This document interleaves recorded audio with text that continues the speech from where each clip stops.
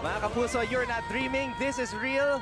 The NCAA is back, and we are saying hello live from the St. Benilde Gym here in La Salle Green Hills. Anton Rojas together with Mikey Reyes for this opening season matchup between St. Benilde and Letran. It's been a grind-out game so far for both teams. Not the best in terms of field goal percentage. Pero humahanap at humahanap ng paraan ang ating mga manlalaro para sa parehong kupunan. Meanwhile, Tane Davis, another recruit from overseas, from New Zealand, comes up with his first basket and the rebound. Good box out there by Tane Davis. Balikan natin itong magandang setup para sa bagong recruit ng CSB, Tane Davis from New Zealand, dating teammate ni Jalen Green. Sa All-Star ng NBTC. Na-cover mo yun. Oo, nandun siya. Kakampi niya si Jalen Green. Imagine that. Ngayon, nasa NBA na. Teammate niya dati. Oh, and one of the things, Anton, that for all the viewers na nagtatanong o nag-wonder kung ano maasahan nila sa NCAA, yung mga analyst natin dito, big time. Oh man, I can't wait. I can't wait. Defense Minister Jericho Diniera, Mac Juan, Aris de Maunahan, and paborito mo, Paper Benji Paras, which by the way will make his debut, I believe, on Tuesday, if I'm not mistaken. Papa Bear Benji Paras in the NCAA. And Letran has been throwing a lot of those lead passes, Mikey, tuwing nagtatrap yung Benilde.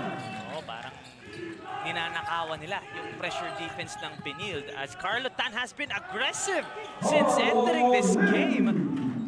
I think Lim has been the most impressive in terms of the players that we were curious to see and don't expect. And I just found out, nagaling Lasal Green Hills din pala si Carlo Lim. He's got 5 points. So obviously, home court, Renza Bando. What an athletic finish there. Talon, that was as simple as a turnaround short stop. Simpleng turnaround short stop pero napakataas ng talon ni Renza Bando. Simpleng-simple pero ginawang highlight ni Renza Bando. Yan ang mga asahan natin. Ito kay Abando. New look, same game. And Abando is running. Ito na yung tandem. You to Abando. Tumuro sa taas eh. Sa taas daw. Gusto ni Renz lang. Pero kita natin dito yung mintis ni Brad. Pero nandyan si Renz Bando. Kita mo naman yung talon. The elevation.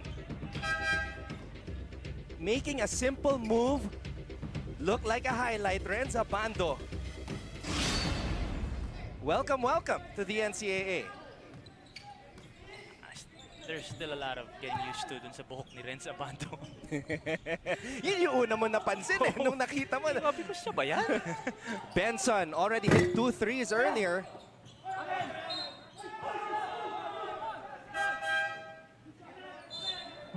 Ball will stay with St. Benilde as we look at Coach Charles Tew. Coach Charles is usually a chill person, but I'm expecting to see a lot of intense moments from him this season. Yung chill Charles Tew, ano yun? Assistant coach yun eh. Iba yung head coach. Golyar! Golyar, the team captain of St. Benilde, still look at the effort of AJ Benson. Gozum power move. Too much power on that shot though. Hindi na finish. Ni Will Gozum doon sa ilalim. Second quarter na, gigil pa rin eh. Pero eto, King Caratipio, another member of that championship squad able to score. Golyar, nabitawan ang bola. Lim fakes, drives, spins. Lim somehow, someway is able to get to the basket and score. Coming off the bench, this kid got the moves. What a move there. Para kay Carlo Lim as we look at this first. Fran Yu gets his first bucket of the game. Hindi, yun yung mintes. Ito ulit, si Renz Abando. But look at this move right here. The spin, bringing Brent Paraiso to his left and spinning to his right. The contact, the concentration, and the finish para kay Carlo Lim. Sangalang was not able to block Lim's path to the basket. Heads to the bench now. Ambohot replaces him.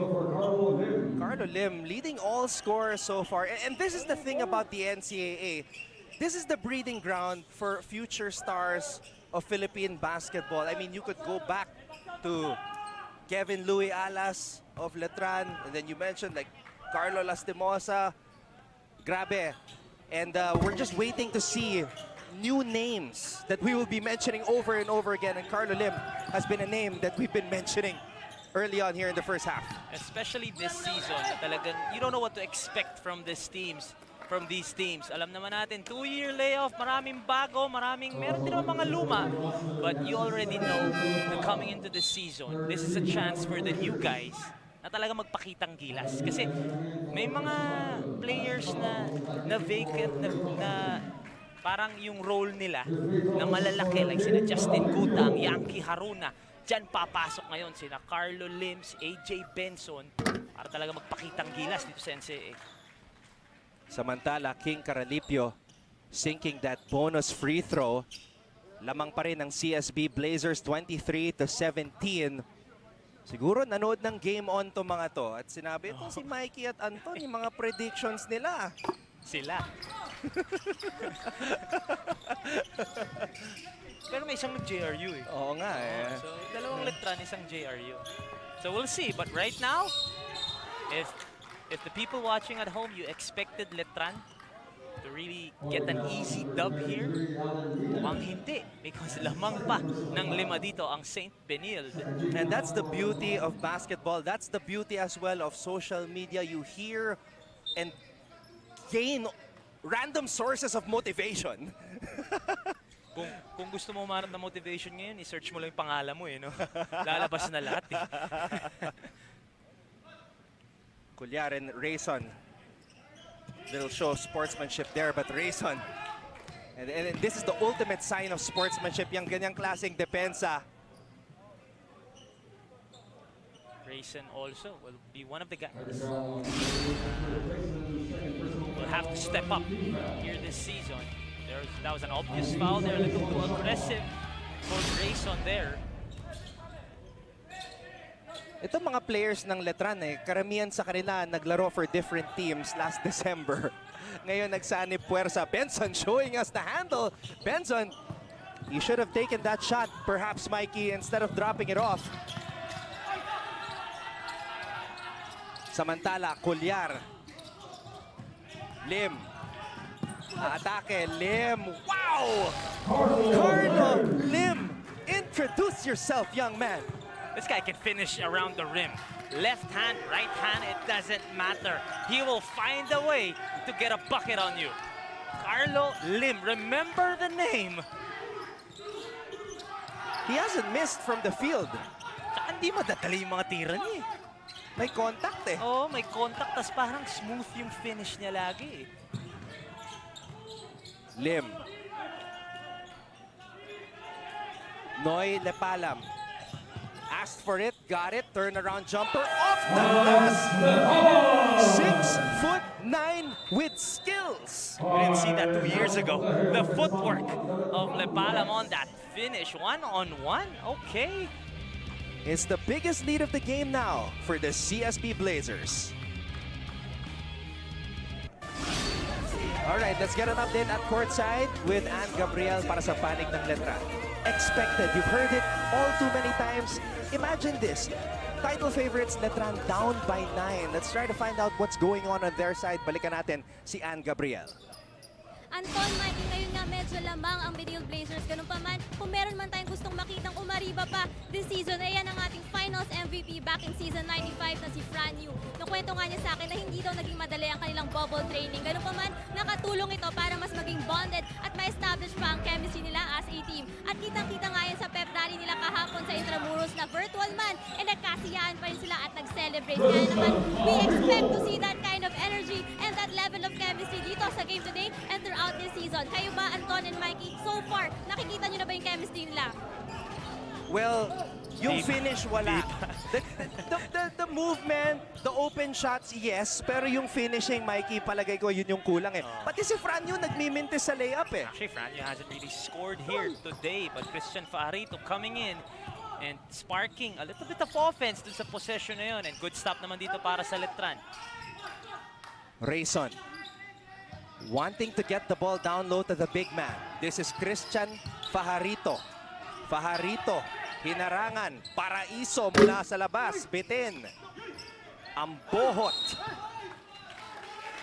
Paraiso is one more guy that Letran needs to get going. Because we know what Brent Paraiso can do.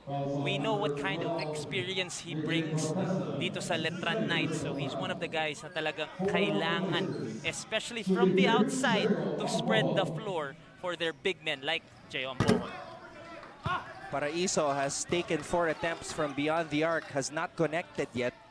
Sa nakikita natin, Mikey, silang dalawa ni Mina yung outside gunners nila.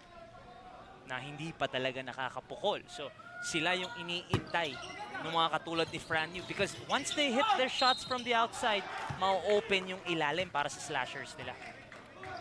Samantala, offensive rebound right there as we take a look at this drive. Biro mo, naunahan si Abando. Ito yun eh, kita mo spin, no? It's the degree of difficulty and the contact eh. Kaya nabibilib tayo. Look at this lefty layup. And that's tough. Going full speed and then finding a way to, you know, jelly, medyo lalambutan mo yung layup mo para pumasok. Mahirap yung mga finish dito ni Carlo Lim. Coach Carlo Tan. Coach Carlo. Kanina pa ako eh, Carlo Tan, Carlo Lim. Okay, Coach Carlo Tan kasi yung coach na, assistant coach ng St. Benilde. Benson. Here's a drive, Naive. And Robbie Naive, a player who's expected to play a lot of minutes para dito kay Coach Charles Tew, gets on the board. Fajarito kontra Lepalab. 3-pointer on the way para kay Rayson. Wala. Agawan para sa loose ball. That's going to be a foul. At ngayon naman, balikan natin si Chantal Laude mula sa panig ng CSB. Anton, Mikey, indeed, it is not a disappointing game one for this season dahil sure ako na maraming sports fans ang nagulat na Salle Benilde is ahead of this game. Kanina naman nakikita natin na marami tayong shots from the Benilde Blazers pero alam niyo ba na one of the biggest advantages ng team ay ang continuity at familiarity. Lahat ng manlalaro ngayon are either holdovers or galing sa kanilang Team B or residency players. Isa pa rin dito ang kanilang bagong coach na si Coach Charles Tew na dati namang assistant coach ni Coach T.Y. Tang. Kaya dito makikita natin na establish na ang brotherhood at familiarity, sabi nga ni Coach Marvin Bienvenida. It's just like a quick refresh and a short retrieval of what they have been training and preparing since the pre-pandemic. At aabangan natin kung patuloy nga ba ang control na ito as the game continues. Anton and Mikey? Coach Marvin Bienvenida, history maker and home court rin niya to. Oh yeah. His first head coaching job ever. Naglaro ko para sa kanya sa Salasal, dito sa Lasal Green Hills. So, matagal na yun. Coach Marvin Bienvenida. Oh, and one guy, talking about St. Benilde kanina, bring up natin, hindi man sila nag-Final Four for 20 years.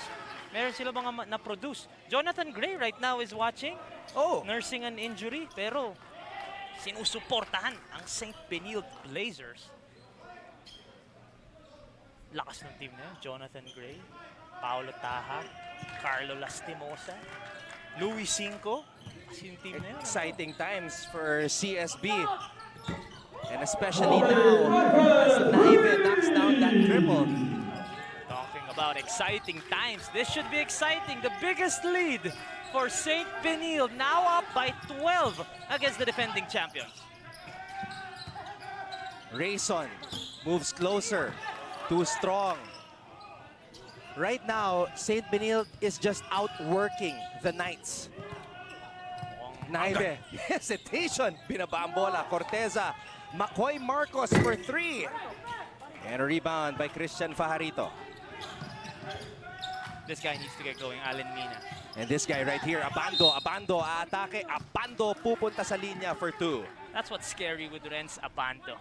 He's a scorer. He's not a shooter. He's not a slasher. He's just a plain scorer. As we look at this move by Robbie Naive. Using those 2 steps, maximize those 2 steps. And here from the outside, left corner triple para kay Robbie Naive. At sa aming pagbabalik, Renz Abando will shoot 2 free throws para sa Letran Knights. Pag-usapan natin ang host school, College of St. Benilde and their Blazers under new head coach Charles Tew. As we have mentioned, on the brink of making it to the Final Four, 5th place finishes in the past 2 NCAA seasons. Could this be the year that they finally break into the top 4? So many coaches have gone by. Coach Gabby Velasco, Coach T.Y. Tang, Coach Tonichi Ituri. Napakarami ng dumaan. Can Charles Tew be the guy to lead the St. Benilde Blazers back to the Final Four? And like what you said, part siya nun, assistant coach siya ni Coach T.Y. Tang nung 2 beses silang nag-5th place. Kaya it'll be exciting to see kung kakayanin nila. Is this the year for the Blazers? The program is already there. Coach Charles is known to be a very good recruiter of players. And the names like Gozo, Benson, they are here now. Pero may nakita tayo nangyari dito. Mga ano yan, mga behind the scenes. Ang ganda nung camera ng GMA dito ha. Kitang-kita. Mahuhuli. Yung mga ganyan dito. Ito yung kailangan na reminder sa mga players May mga cameras na ulit. Sa likod ng ring I can't wait for Renz Abando na sumalpak ng isa. Because that angle, kitang-kita yung salpak ni Renz Abando dyan. Kitang-kita yung exchange doon ni Lepalam tsaka ni Paulo Havillonar. And just sitting here, Mikey, looking around inside the St. Benilde gym, we see our distinguished guest, Sir Steven Fernandez, mentioned him earlier, the management committee, the policy board. We have attorney Cindy of CHED, the executive director. Grabe, the players. Carlo Tan, the coaches, I finally spotted him on the Benilde bench. Naguguluhan ako. Carlo Lim, Carlo Tan. Okay. Oh, and one more thing, Anton. Yeah. Talking about the St. Benilde Blazers.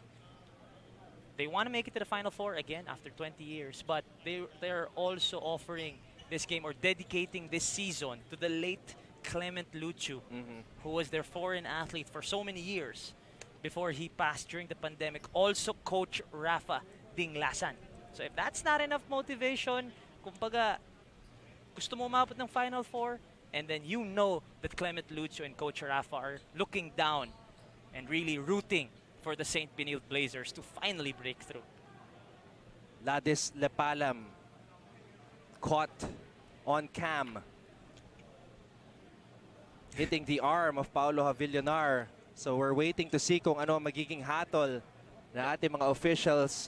Our commissioner, of course, is Commissioner Bai Cristobal. Commissioner Bai Cristobal, formerly from the Perpetual Help Altas. Pero sabi ni Lepalam, bumawi lang daw siya So, hindi ko alam kung nakita natin yung ginawa ni Pau Havillonar. Normally kasi yung bawi yung nahuhuli sa camera. Oo, alam na natin. Memorize na natin dito sa NCAA yun. Yung nauuna, hindi masyadong nahuhuli. Yung bumabawi, ayun. Sumenyas na unsportsmanlike foul. On number 27, Max Lepalam. That's his 3rd personal foul. So, if ever may ginawa si Pau Havillonar para mag-react ng ganun si Lepalam, it worked! Because these are free points para kay Pau Havillonar. Ito, makikita natin. May bumawi. Siguro kinurot. Feeling ko nangurot Huling-huli ni Direk Abet Ramos. Kasama rin natin. Matik yan, Direk Abet. Mahuhuli ka talaga. Tsaka, brother, you talked about this before the coverage. Yep. I mean, during the coverage, kanina sa first quarter. All of these guys from Letran, naglaro kung san-san nung pandemic So, malamang, natutunan ni Pau Havillonar sa mga veteranos yung naging teammate nung pandemic. Oo, kasi noong December, a lot of these players got a special license from the Games and Amusements Board to participate in a professional league. Professional league. So, imagine, pati si Kuya Leo na Horta nakalaban nila. Tsaka teammate niya si Mon Mabayo. Doon sa mga nanonood, kung kilala niyo si Mon Mabayo, malamang doon niya nakakuha yun. Naisahan niya si Ladis Lepalam doon. And that's why a lot of people were saying favorites ang Letran because of the experience na nakuha nila doon. Individually, no? So, Mikey, could complacency be a problem para dito sa Letran as Allen Mina knocks down that triple? Well, of course, I talked to Fran again yesterday. At Okay. sinabi niya to. Sinabi ko sa kanya actually, this is the first time that San Beda won't be the heavy favorites entering the season. And this is also the first time na sila yung magiging heavy favorites because the 2 times that they won the chip the last 5 seasons, hindi naman inaasahan sa kanila yun. So ngayon, Franyu was reminding his teammates or is reminding his teammates that they should still act like the underdogs kahit sila na ngayon ang inaasahan na mag-champion. And even after they won the chip in season 91, they were not the favorites in season 92. Hope. So it's a different story, different year. Franyu will try to steer the Knights to a back-to-back. Pero nahihirapan si Franyu. Cuellar has been a problem para dito kay Yu. Abando. Good defense right there. Sinabayan siya ni McCoy Marcos. Para masabayan mo yung jump shot ni Vince Abando. Good job there para kay Marcos. And yeah, and also, Anton, Letran lang ang never nagkaroon ng foreign athlete. Ng foreign student athlete. So, which means, sanay na sila ng ganito. So, lamang pa sila ngayon na nawalan ng foreign athlete yung mga ibang teams. Kasi sanay naman silang all Filipino sila lagi. Mikey, don't look now. The lead of CSB has been chopped down to 6. And they force a turnover. The ball will go back to Letran. A chance to cut further into this deficit. Ayan na si Franyu. Kanina pa itong dalawang to eh. Cuellar and Yu. What a matchup. And look at Cuellar just staying in front of Fran. He has that height advantage. Benson kontra Abando. And Benson showing a little swag there. Abando, wild shot. Rinse Abando! Over Benson. In your face. If you Google good defense, better offense, that's the play that's gonna come up. What a shot there para kay Renz Abando. Abando already got bumped, Mikey. That was tough. Look at this. Great defense for AJ Benson. Hindi niya maiwan talking about Renz Abando, but he finds a way, uses that athleticism to look, to see the rim, and connect from deep. Wala pang kaangas-angas galing kay Renz Abando. Off balance. Kind of shot it off of 1 foot. Benson was right there. What a matchup. Abando, Benson, Yu, Cuellar. Great opening game between CSB and Letran. Franyu, wild pass, natapik. Benson kontra ang bohot. Benson did not see Mina streaking from behind.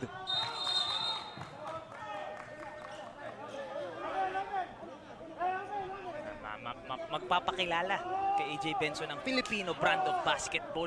Allen Mina on the ground with AJ Benson.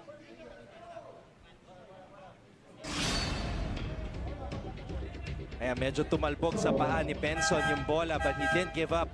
Dove for it. You gotta love the hustle of AJ Benson. Ilang beses na siya dumadive dito sa ating unang laro. Parang si Justin din ito eh. Go hard lagi eh. Justin game face gutang, one of the most intense players we have seen in recent memory. Benson showing that same intensity. Parang mixture ng ano, no? Ng Justin Gutang and Yankee Haruna. AJ Benson. Tsaka may shooting eh. Coach Charles describes him as a wild card eh. And he'll definitely be a key player daw para sa kanyang kupunan. Parang hindi ko narinig si Coach Charles na binanggit si Carlo Lim. Mukhang tinago ni Coach Charles si Carlo Lim. Mukhang gano'n na nga. Kasi siya yung leading scorer so far. Benson fakes. Top of the key 3. That's the big man from New Zealand, Dane Davis. Benson and Davis, by the way, are one-and-done players para sa CSB. Hindi nakakakuha ng tawag si Franyu dito sa ating first half. How many times has he been aggressive, going straight to the rim? A lot of contact, pero hindi natatawagan. But check that, hindi pala si Davis yung one-and-done, si Tateishi from Japan. So it's Benson and Tateishi, one-and-done players para sa CSB. So CSB will still have the services of yung one-time teammate ni Jalen Green. And you gotta commend though. I gotta go back to Franyu. You gotta commend. Hindi siya nagre-reklamo. Ilang beses na siyang dumadrive, nababangga, nahampas, never natawagan, pero hindi siya nagre-reklamo. He is the finals MVP. And you can see na relax lang siya. He will just compete and he will not complain to the referees. Franyu is the player who plays his best when it matters the most. We've seen that in season 95. We've seen that recently. And that's why he is one of the stars to watch dito sa season 97 ng NCAA. Benson, triple on the way. No good. Panggaan para sa loose ball. Franyu, nakuha ang bola, binigay dito kay Mina.